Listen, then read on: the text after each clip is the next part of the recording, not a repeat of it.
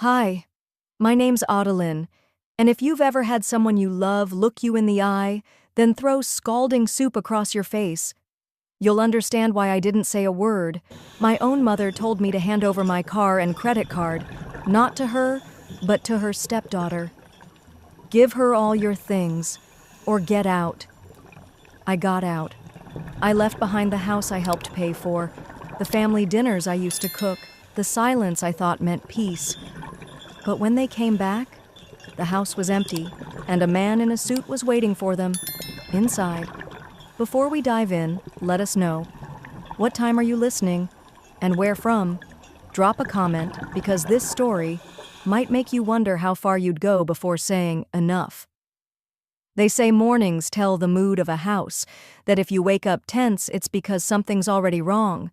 That Tuesday, I opened my eyes before the sun had fully claimed the kitchen. The quiet wasn't peaceful. It was heavy. I padded downstairs in my socks, the old wood cool beneath my heels. The house still smelled faintly of lemon oil and last night's garlic bread. I had scrubbed the counters twice, not for hygiene, just to keep myself moving.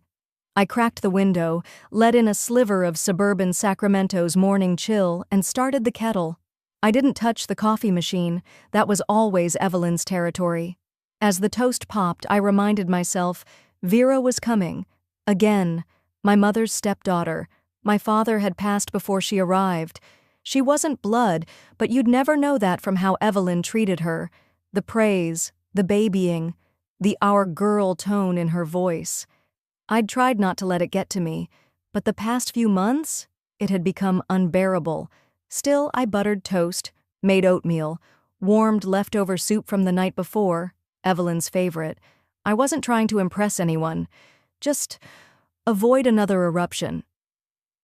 Evelyn came down around 9, housecoat dragging, eyes sharp behind her glasses. She didn't say good morning, just sat, spooned oatmeal into her bowl, and sipped loudly.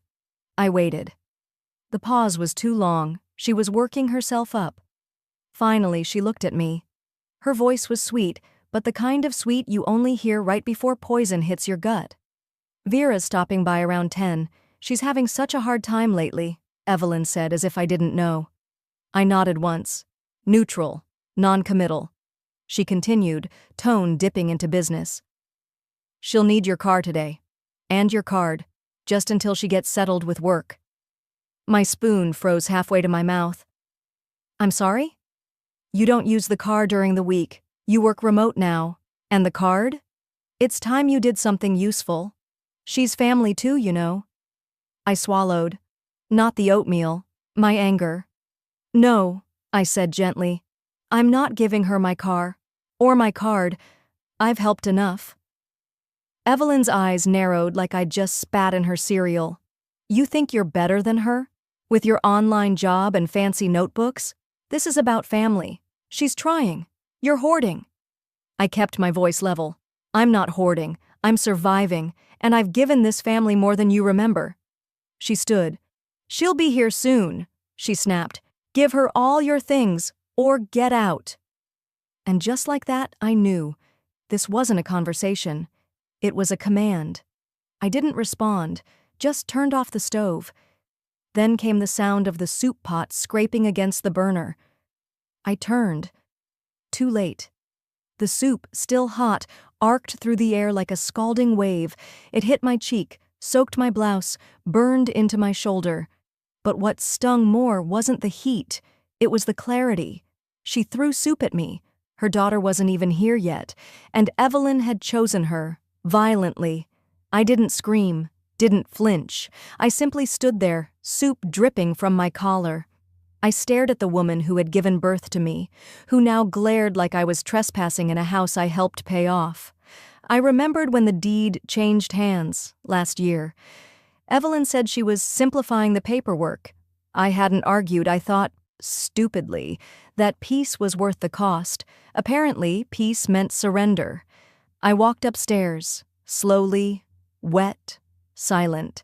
In my room, I took the small bag I used for overnights, packed only what was mine, truly mine, a pair of jeans, 2 sweaters, my laptop. Then I opened the bottom drawer of my dresser. There, Tucked under old birthday cards was the cloth napkin my father embroidered when I turned 15. I see you. His handwriting, his stitching. I folded it carefully, placed it at the very top. No yelling, no note, no farewell. Downstairs, I heard the garage door creak open. Vera's SUV. Timing, poetic and cruel. I didn't wait to see her. I didn't want to hear her, "Oh no, what happened here?" in that false, sugary voice. I walked past the kitchen. Evelyn didn't follow. Maybe she thought I'd return. Maybe she thought shame would pull me back like it always had. I reached the front door. Soup clung to my blouse, but my back was straight. I held my car key tight and walked to the curb. The wind had picked up. It felt clean. I opened the door, sat, turned the key, and I didn't look back. I didn't call anyone. I just kept driving. Around corners I didn't recognize, past intersections I normally rolled through without thought. But today, none of it felt familiar. The silence in the car was thick. Even the engine sounded like it was holding its breath. My hands stayed at 10 and 2, like some first-time driver on her test. I wasn't sure if it was the soup drying on my chest or the words echoing louder now than when she'd first spoken them. Give her all your things, or get out. No trembling, no tears, just a steady emptiness settling somewhere deep in my stomach. I didn't know where I was headed. I just knew I couldn't go back. An hour later, I pulled into a small cafe on the edge of a strip mall, one of those places that serves burnt coffee but has free Wi-Fi and nobody bothers you if you sit too long. I didn't go in. I sat in my car, engine off, watching the reflection of myself in the rearview mirror. The soup stain had turned stiff, dried against my collarbone. My face was still blotchy, not from crying, just from heat and disbelief. How did I become the outsider in my own life? The last time I felt like this, I'd been standing in the back aisle of our family's grocery store, just 4 weeks ago. It was a Thursday. I was restocking shelves in the canned goods section when I heard the jingle of heels and exaggerated laughter coming down the main aisle. Vera. Her voice always carried like it belonged to someone used to being overheard. She wore a blouse too white for a grocery store and heels too high for walking, let alone managing. Evelyn followed behind her with the pride of a mother escorting her daughter to prom. "Everyone meet our new store manager, Vera Campbell," Evelyn announced like we were at a press conference, not next to a discount bin of lentils. No one looked at me, not even Vera. Not really. She just smiled that practiced, tight-lipped grin of hers, then walked right into the back office like she'd been working there for years. I waited.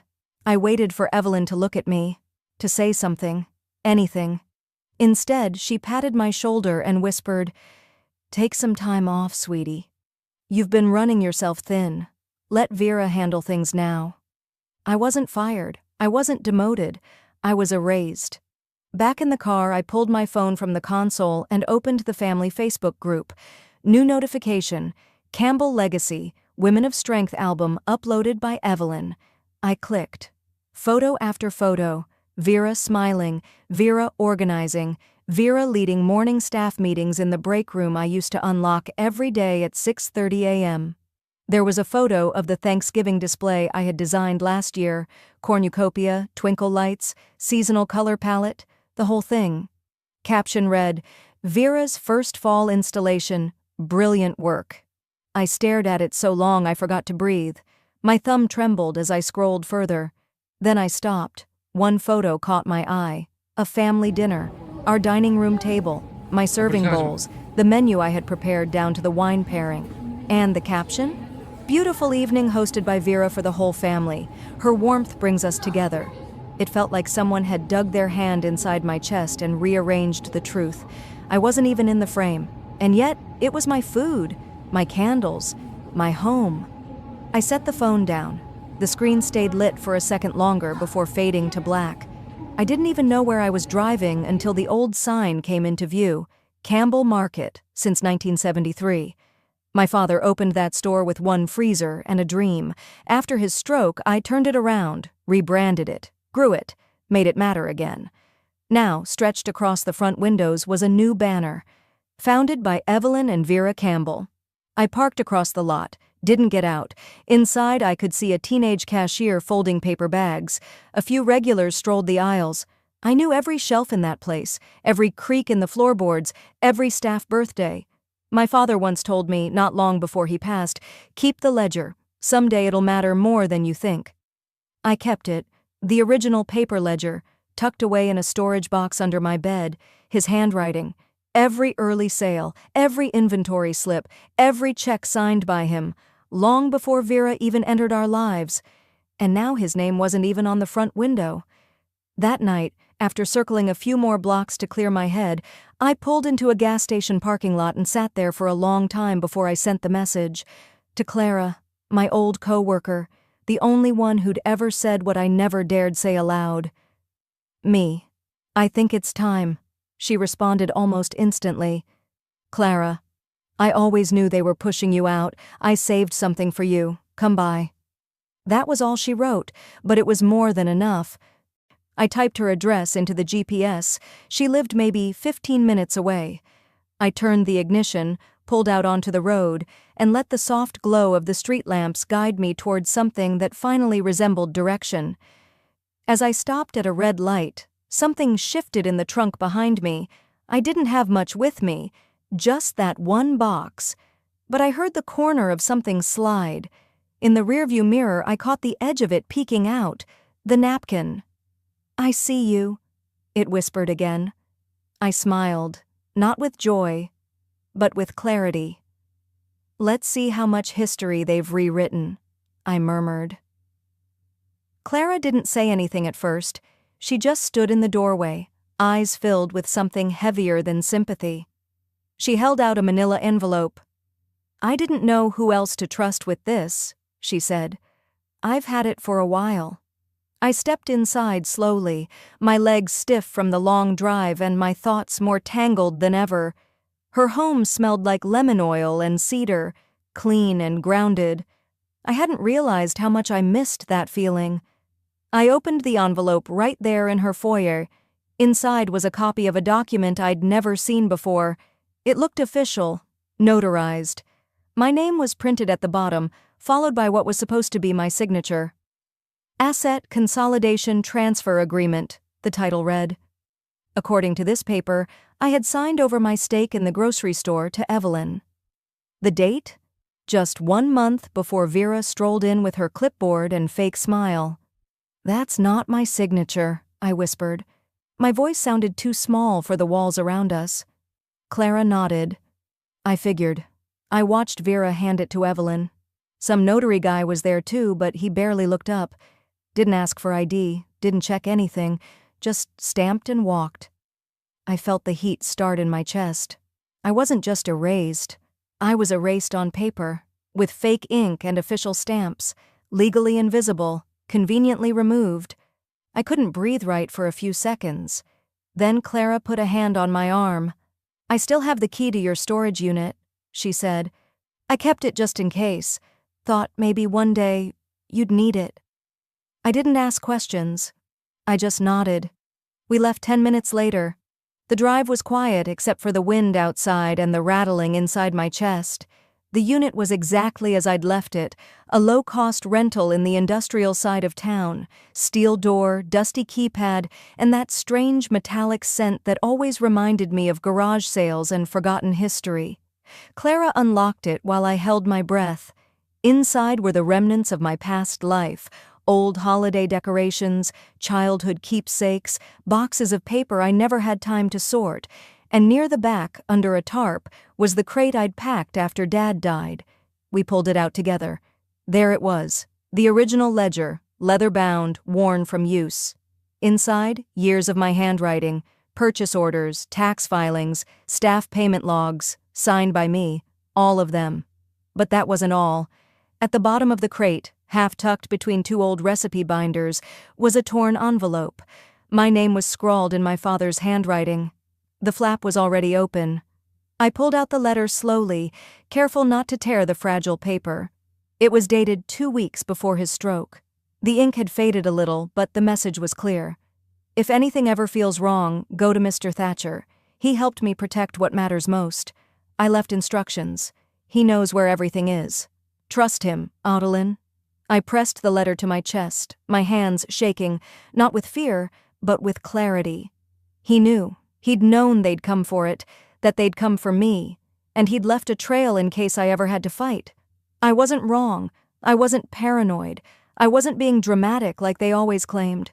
Clara stood nearby, wiping her eyes. We didn't say much after that.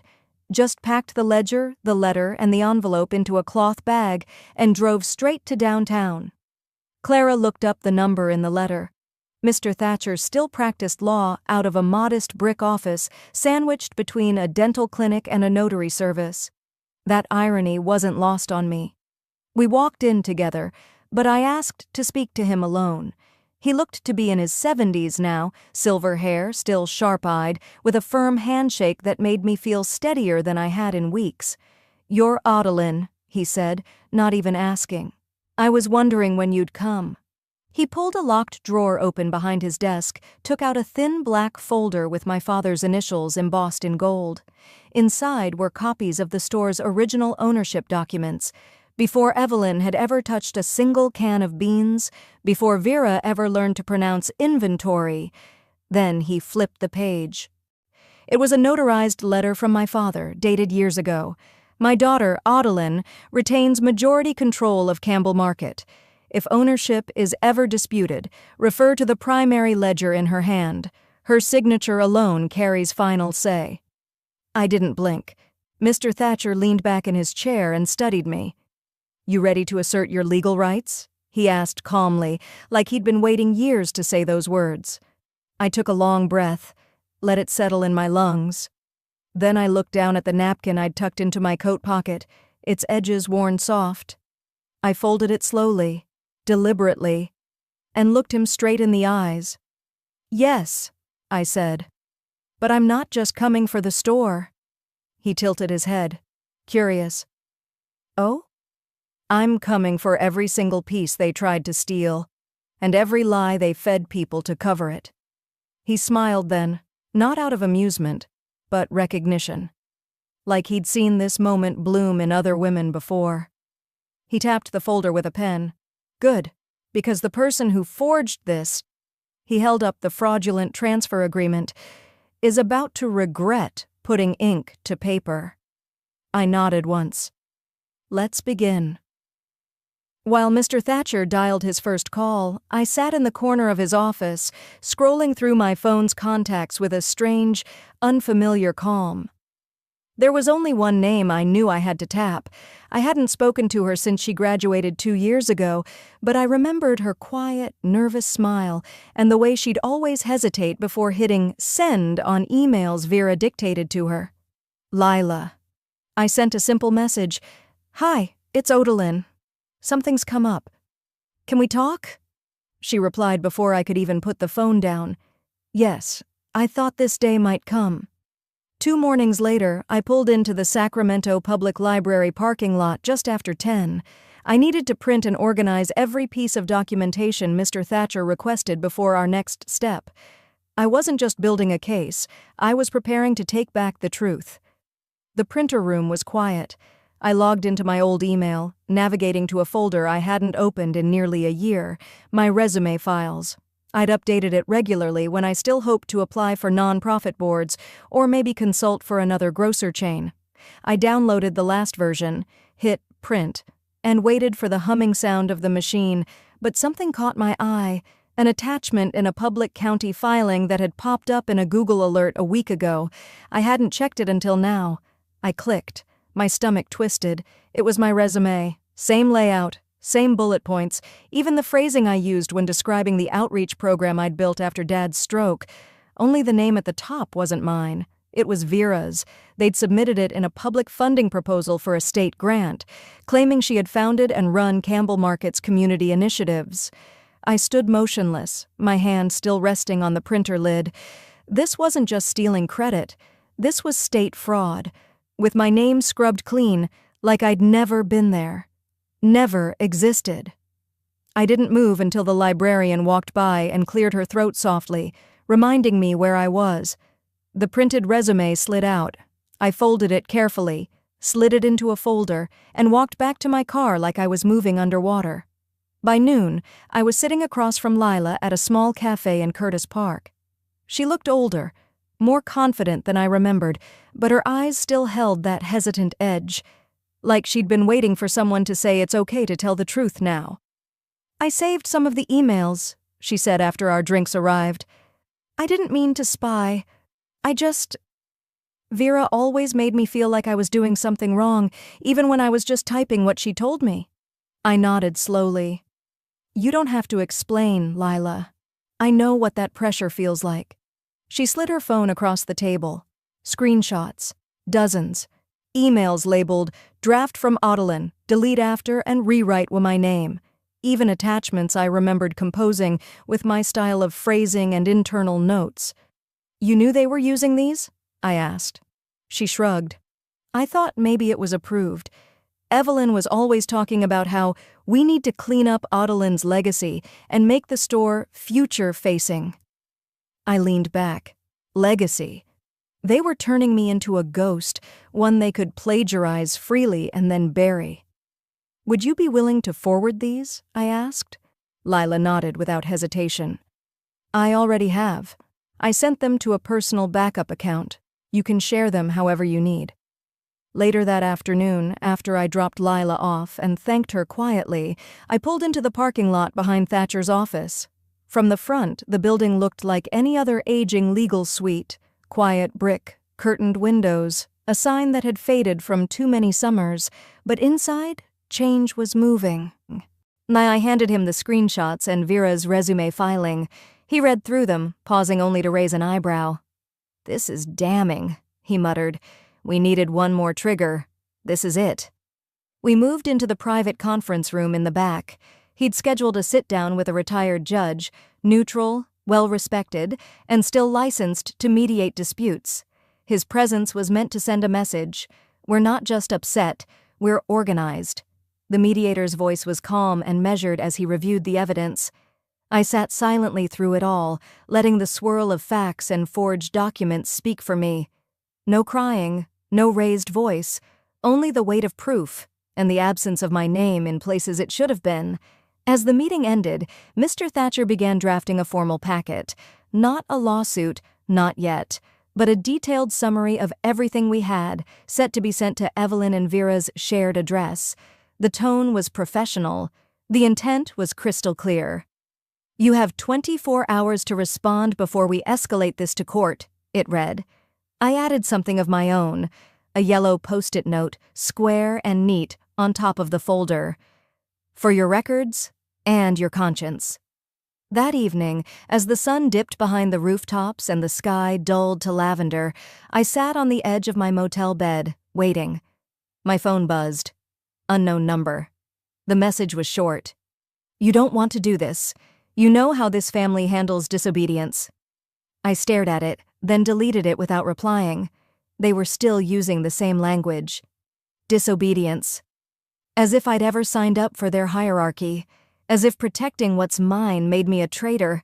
I powered the phone off and reached for the napkin folded neatly beside my bag. But the next message? The one they didn't expect? It was already written, drafted, scheduled, sent not just to Vera, but to the very funding board they'd filed the resume with. Because when you threaten someone who's already walked through fire, they don't flinch. They get strategic. By the time I stepped out of Mr. Thatcher's office, the sun had begun to dip behind the Sacramento skyline. I didn't go home. I didn't even head back to the motel. I just drove until the highway lights blurred into the kind of silence only someone betrayed could sit with comfortably. Then, late Friday afternoon, Evelyn called. Her voice was as syrupy as it was sharp. "We're having dinner Sunday, just the family. I think it's time we talk this through, before you embarrass yourself any further." There it was again, that need to control the narrative. Even now, after everything I'd uncovered, she spoke like I was the one making a mess. I didn't respond right away. When I told Mr. Thatcher, he gave me a look that didn't need words. I beat him to it. "I'm going." He didn't argue, just leaned back in his chair and said, Then go prepared. Let them show you who they are one more time. I chose my clothes carefully that night. Nothing flashy. Just a dark navy dress and the old wristwatch my father gave me the Christmas before his stroke. The leather band was worn and cracked, but the second hand still ticked. Quiet, defiant. Just like I planned to be. The restaurant was one of those polished places in Folsom with chandeliers and linen napkins that tried too hard. The kind of place Evelyn only booked when she wanted to prove something to outsiders, or shame someone within. When I arrived, the hostess paused, checked the reservation, and gestured vaguely to the back. "Your party's already seated," she said. "You'll be over this way." We weaved past elegant couples and glowing wine glasses until we reached the last table near the hallway to the restrooms. Not a single centerpiece, not even a breadbasket. And there she was, Vera, seated at the head, right in the spot I used to take at every family occasion, laughing, wearing that gold wrap dress Evelyn always claimed was too flashy for family settings, unless, of course, Vera wore it. I stood for half a second too long. A waiter hovered awkwardly. I cleared my throat and asked, "Is there another seat available, perhaps closer to the center?" Before he could respond, Evelyn turned her head just slightly and snapped, "Don't be difficult, Adeline, it's just a seat." Just a seat, like it wasn't the physical symbol of every choice she'd made to erase me, to replace me. I smiled. Not warmly. I sat. The evening unfolded in slow motion. Small talk, forced laughter. Vera monopolizing the conversation while Evelyn nodded in approval like a stage mother finally seeing her understudies shine. Then came the toast. Vera stood up, raised her glass, a soft pink rosé that matched her lipstick, and said with a dramatic exhale, "I just want to thank Mom for everything she's done to support me, especially with the car." A round of polite applause broke out. Evelyn dabbed the corner of her mouth with her napkin and added, "Some people in this family rise to the occasion. Some fall apart, but not you, Vera." I didn't need to check to know every pair of eyes was looking at me, but I did need to check something else. I slid my phone just slightly under the tablecloth, opened the DMV portal, and typed in the plate number she'd just mentioned. It was mine. The same car I'd left behind when I walked out. According to the records, the title had been transferred 3 days after I left. Listed as a gift. My signature. Forged. Again. The breath didn't leave me in a gasp. It left in a quiet, steady exhale. I'd stopped expecting shame from any of them. As dessert menus arrived, Evelyn clinked her glass once more. "Some people make this family proud," she said loudly. "Others, they're content to let resentment sour every room they enter." I rose before she could go further. I didn't knock over my chair. I didn't shout. Instead, I turned to the waiter who had been kind enough to refill my water 3 times without a single snide glance and said, "Thank you. You've been the most respectful person at this table." He blinked, surprised, and nodded. Then I turned to Evelyn. "That was your last attempt," I said calmly. "The next thing you receive from me will be notarized."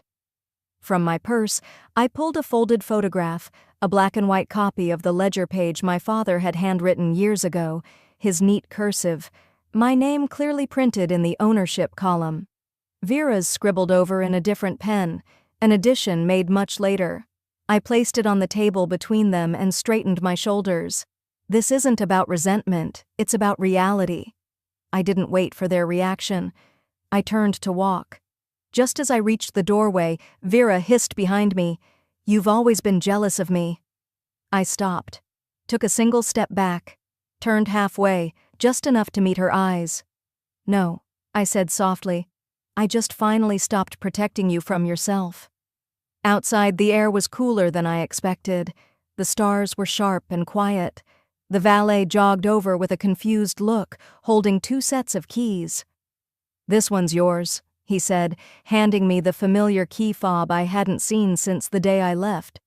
"But the system registered a backup, name matches. There's a legal update on file, said to give you both."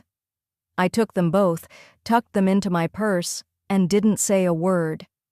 That Sunday night, as the valet handed me those keys outside the restaurant, I didn't drive off right away. I sat there in the driver's seat with the door still ajar, letting the California night air settle on my skin. The scent of rosemary from the landscaping mixed with the faint perfume still clinging to my collar. Inside, they were still clinking glasses, toasting to Vera, to lies, to everything they thought they'd gotten away with.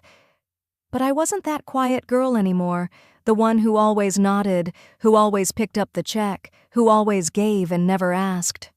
Monday morning came too early, the kind that feels like you never really slept. I was standing in line at a local cafe when my debit card declined. I laughed quietly and tried it again. Declined. I pulled out my backup. Same result. By the time I got to my car, my phone lit up with 3 alerts from the bank. Fraud claim initiated, account frozen, pending investigation. The shared account, my main account, was locked. I didn't need to guess who was behind it, but I called the bank anyway. The voice on the other end was courteous but firm. "Yes, ma'am, we've received a fraud report filed by Evelyn Campbell. She claimed unauthorized use of joint funds. She's the co-signer. I was the primary. That money is mine," I said evenly. "Well, until the review is complete, the funds will remain restricted." Restricted. As if I were the one who had lied. I ended the call and stared at the dashboard. My fingers were clenched so tightly around the steering wheel, my knuckles burned white. 10 minutes later, I was in Mr. Thatcher's office, standing just inside the threshold, holding the printed alerts in one hand. "They froze my money," I said, voice low. He didn't ask for details. He just pointed to the seat across from him and reached for his legal pad. "They're trying to suffocate you," he muttered, scanning the documents. "They won't," I said. "I'll learn to breathe elsewhere."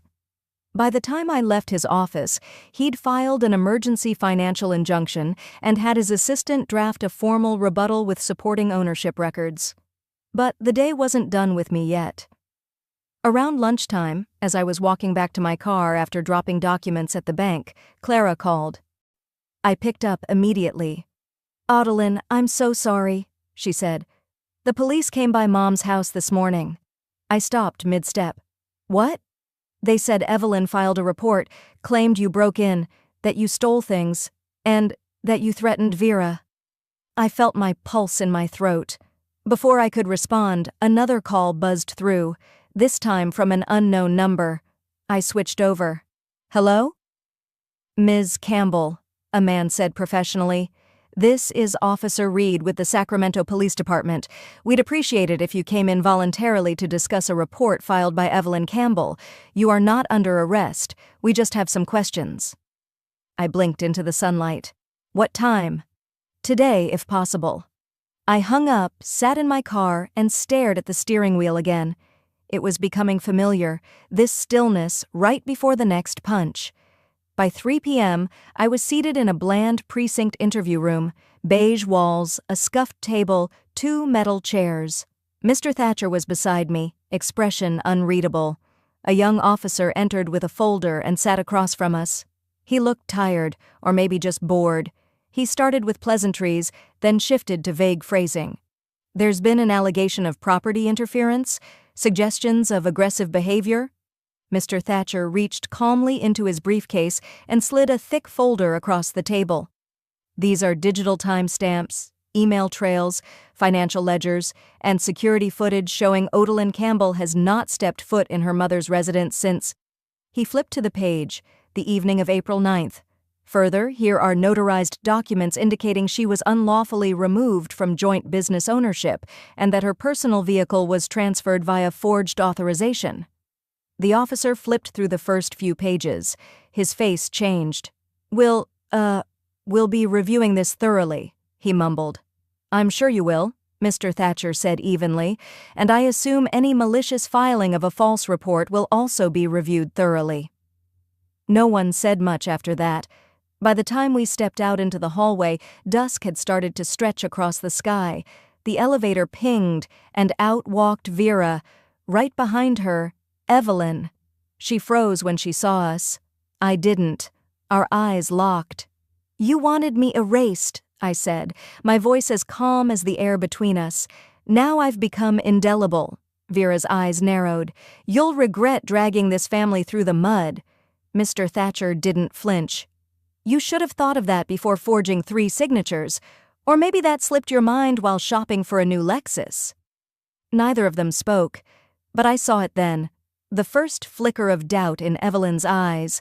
That night, I sat in my rented apartment, a modest 2-bedroom walk-up with creaky floors and fading blinds, and stared at the ceiling. My phone pinged once. It was a message from the bank. Fraud claim invalidated. Access restored. Funds available. I scrolled down. There was an attachment. A screenshot of the DMV system showing Vera's gifted car was now flagged as under legal review. I stared at it for a long time, then whispered into the dark, "We're not done." After everything, after the frozen accounts, the false report, the car title theft, you'd think I'd have gotten used to the quiet before another storm. But the message that came that Friday was different.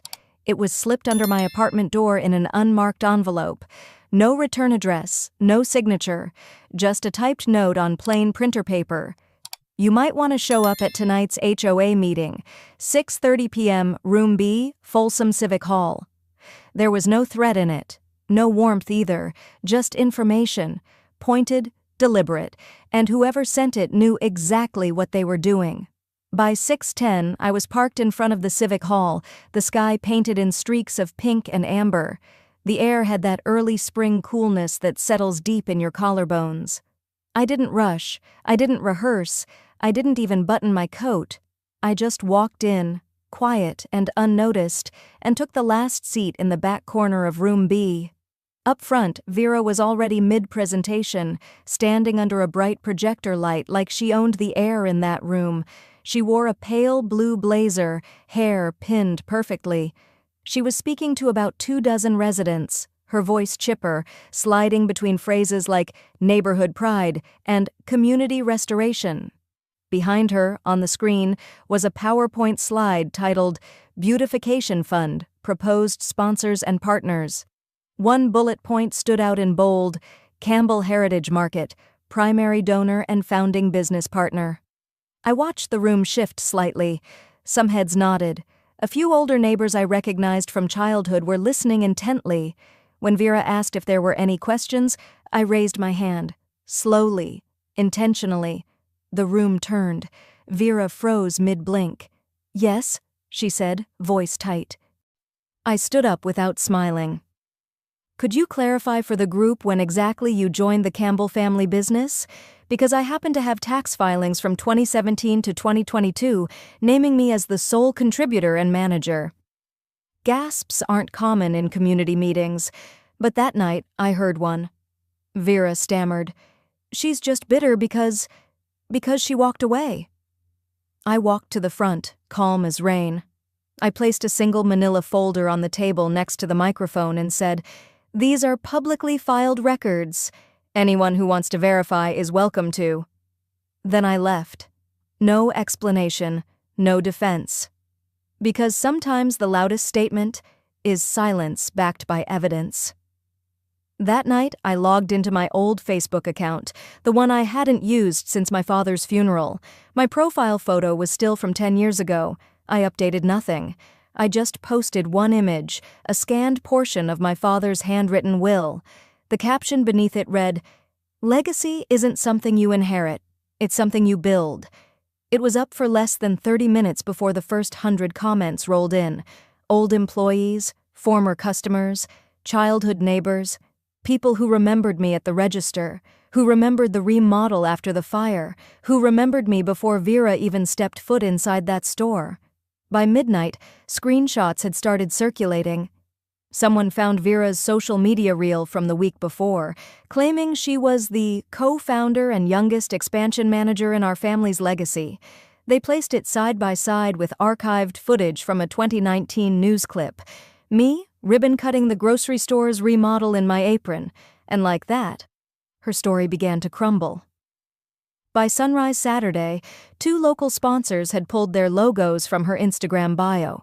The neighborhood Facebook group had removed her from admin status, and her upcoming talk at the local women's entrepreneur breakfast? Cancelled. I didn't gloat. I didn't even log back in. I poured myself a cup of coffee, stared out the window at the quiet street, and let it all settle in. Until the phone rang. It was Evelyn. I didn't answer. She left a voicemail anyway. "You've made your point. Enough already. Come to the house. Alone." I pressed delete. 30 minutes later, a text came from Vera. "If you think this makes you look strong, you're delusional." I stared at it for a second, then typed slowly, "I'm not trying to look strong. I just stopped playing weak." I hit send. The rest of the day was quiet until early evening when Mr. Thatcher called. "They've requested a private negotiation," he said. "No lawyers on their side, just the two of them. I think they're scared, Adeline." I stood by my window, my reflection overlaid against the dusk outside. "Good," I said. I tapped the glass gently with my fingernail. "Let's make them sign." The following Thursday, I stood in front of a frosted glass door that read, "Thatcher and Lowell, LLP, Mediation Suite." The hallway smelled of bergamot and money. I wore a black blouse, no makeup, my father's old watch ticking on my wrist like a drum I didn't need to beat. My heels didn't clack. They landed. Inside the room, Evelyn and Vera sat flanked by a young man in an ill-fitting suit, flipping nervously through a yellow legal pad. He barely looked old enough to rent a car, much less negotiate against a woman who had rebuilt a business from cinderblock and canned beans. Mr. Thatcher was already standing. He didn't speak, just gave a slight nod like he'd been waiting for me to arrive, like a conductor signaling the final act. "Thank you all for being here," the mediator began, voice flat. "This is a confidential settlement session. All parties have agreed to keep discussions private unless stated otherwise. Let's begin." Vera's attorney launched in, reading from a typed proposal like it was some grand concession. "A modest profit-sharing agreement, contingent on immediate cessation of Odeline's public statements, including social media posts and future claims to ownership. No acknowledgement of wrongdoing. No apology. Non-disparagement clause required." Evelyn leaned back in her chair like she'd just extended a favor to a beggar. Her eyes dared me to speak, but I didn't. Instead, I opened the slim leather folder I'd brought and slid it across the table toward the mediator. He passed it to their side without a word. Inside, a set of notarized documents, amendments to my father's will. Vera's hand paused mid-air as she reached for a water bottle. Her smile faltered. The attorney cleared his throat. "We weren't aware there were updated terms." Mr. Thatcher leaned forward, smooth and calm. "It appears the original will was amended 3 months before Mr. Campbell's stroke. This version includes a clause granting exclusive rights of ownership, branding, and derivative property of Campbell Market and its affiliates to his daughter, Adeline, provided she remained active in the business." He flipped the page. "These filings," he continued, "show consistent tax returns, supplier contracts, and employee payroll, all under Odeline's name. Meanwhile, neither Evelyn nor Vera filed any business activity forms in that period." Vera's fingers tightened around her pen. "Which means," Thatcher added, "Ms. Vera's use of that branding in community presentations, sponsorship applications, and social media constitutes intellectual property infringement." A silence so dense filled the room. You could have folded it. Evelyn broke first. "You manipulated your father when he was weak. He didn't know what he was signing." I turned to her slowly. "Is that how you justify everything, Evelyn? That people are always too weak or too stupid to challenge you?" She opened her mouth again, but I reached into my bag and pulled out one more item, an envelope, torn slightly at the edge. My father's handwriting on the front. I passed it to the mediator, who read it silently before nodding and handing it over. The note was short, unmistakably his. "To my daughter, thank you for protecting the heart of what we built. I trust you'll do what's right, no matter who stands in your way." Vera's carefully powdered face drained of color. She looked suddenly very small in her tailored jacket. I stood slowly, my chair not even creaking. "Here are my terms," I said. "You'll sign over full control of the business name, storefront, and all related marketing materials. You'll retract your claims, both online and in writing. You will not contact me again, not for birthdays, funerals, or second chances." Evelyn's lawyer tried to interject. Mr. Thatcher cut him off with one raised palm. "If not," I added, "we move forward with civil litigation, criminal fraud investigation, and a press release to every outlet in the Tri-County area." The young lawyer paled. Vera reached for her water and spilled half of it across the table. I didn't flinch. 30 minutes later, they signed.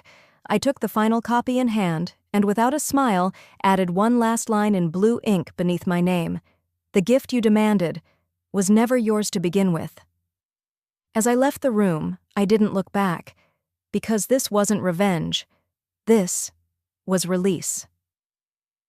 3 months later, I no longer woke up to silence, but to the slow warmth of sunlight pressing through sheer curtains. My apartment was modest. 2 rooms, a kitchen barely big enough for 2 people to stand in, but it was mine. There was no old clock ticking behind me, no familiar footsteps in the hallway, no one else deciding what counted as home.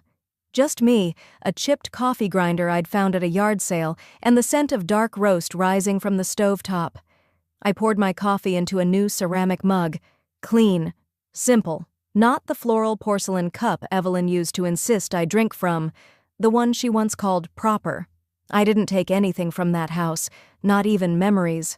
I was speaking later that morning, nothing fancy, just a local women's event at the library downtown. A quiet gathering focused on financial independence, estrangement, and the work of rebuilding a life after betrayal. They'd asked me to share my story, and I would, but not all of it. On my way out the door, keys in hand, I stopped. A small box sat quietly on the welcome mat. No return address, no note. I carried it in and opened the lid with a careful, steady motion. Inside sat the ceramic soup bowl. The same one from that morning, the one she had hurled at me without flinching.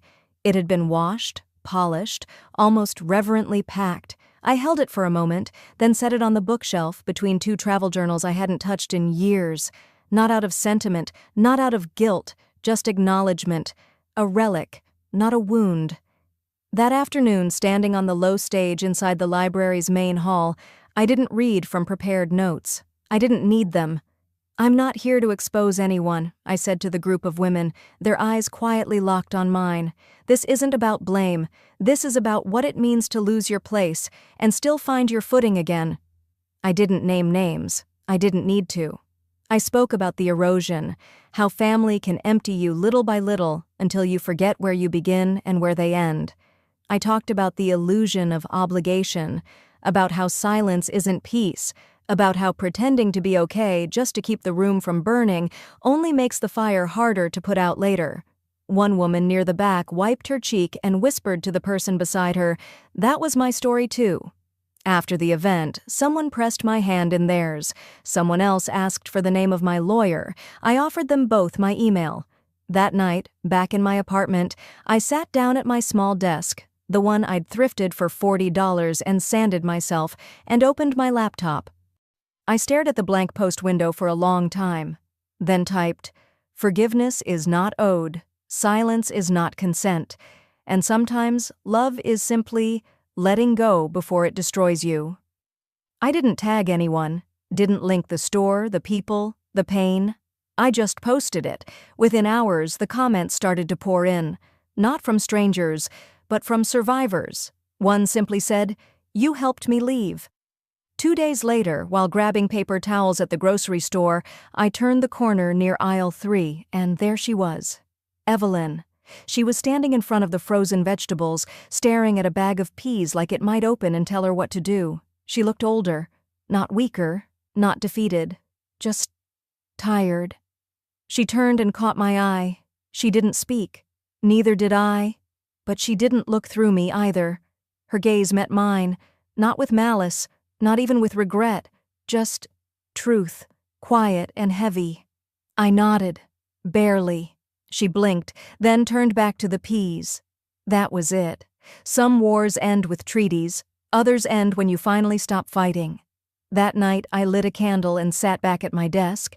On my screen was a Word doc titled, Chapter 1, The Day I Said No. The cursor blinked. I didn't feel bitter, I didn't feel proud, I just felt free. Because sometimes the story you've waited your whole life to tell starts when you stop waiting for someone else to give you the pen.